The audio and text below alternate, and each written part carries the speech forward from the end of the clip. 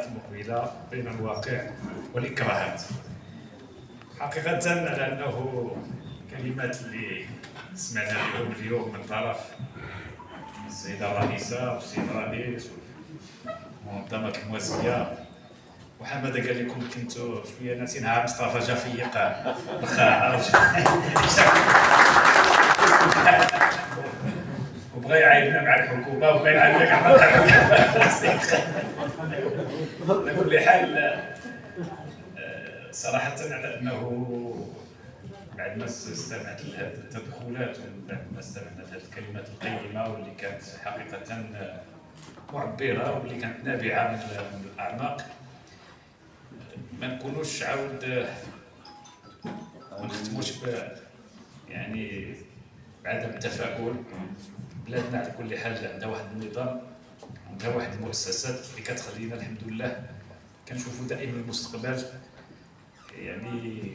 في مستوى اللي كيليق بالمواطنات والمواطنين. صحيح اننا السياسات الحكوميه من حقنا اننا ننتقدوها ومن حقنا على اننا نكونوا غير متفقين معها، ولو ان نحن كحزب ديال الحركه الديمقراطيه الاجتماعيه كتعرفوا كاملين على اننا مشكلين لفريق مشترك مع الاتحاد الدستوري، وهذا الفريق وهذا الحزبين اختاروا على انهم يكونوا في المسانده ديال الحكومه. المسانده بطبيعه الحال هي بحيث نحن نصوت مع هذه الحكومه، ولكن ليس لنا اي حقيبه ولا قطاع حكومي. اذا كتبقى عندنا الحريه على انه الى تبين لنا على انه بعد قوانين وبعد التدابير الحكوميه اللي ما كتماشاش مع الرؤيه ديال الحزب، احنا كنقولوها في وقتها وكناخذوا المواقف اللازمه. هو اليوم حنا اللي كيهمنا هو انه الحزب يكون عنده التموقع ديالو ويكون كيلعب واحد الدور كذلك في المشهد السياسي المغربي. واليوم على بعد سنه من الاستحقاقات اللي كتفصلنا على الانتخابات ديال البرلمان، الشعار مشى في سياق ما عشناه خلال هذه الاربع سنوات من التجربه الحكوميه الحاليه، بحيث ملي كنقولوا اي افق واستحقاق من بين الواقع والاكراهات هو اللي عشنا دابا في هذه التجربه الحكوميه. كان الوعود كثيره، كانت بزاف ديال الكلام من طرف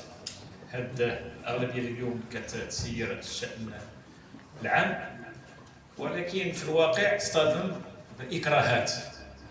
اصطدموا باكراهات اللي منها ما بعد كوفيد، اللي منها الحرب اللي مع اوكرانيا، اللي منها يعني الجفاف، الزلزال، يعني جميع الامور السلبيه جافت الحكومه. هذا قدر الله مع يعني غلب الله.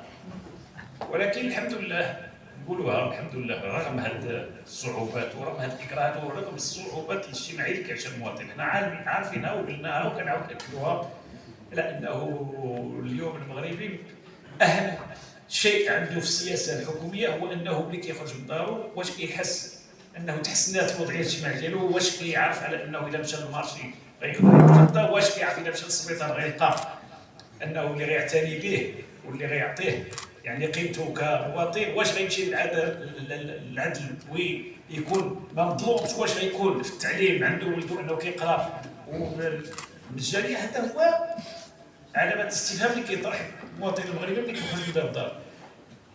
المشاريع الكبرى راه عرفتها البلاد بطبيعه الحال، بنيات كبرى كذلك عرفتها البلاد، قطعنا اشواط كبيره بفضل الرؤيه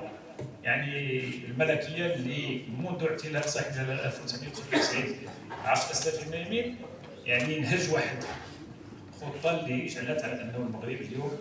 قطع اشواط كبيره فيما يخص البنيه التحتيه، فيما يخص يعني الاقتصاد ديالو على الصعيد العالمي، فيما يخص يعني كذلك لابيل ماروك كنسميوه حنا باللابيل، انه اليوم المغرب ولا عنده اشعاع بفضل كذلك نتائج رياضيه مهمه، بفضل يعني عده امور اللي جعلت على ان بلادنا ولا عندها واحد يعني مكانه خاصه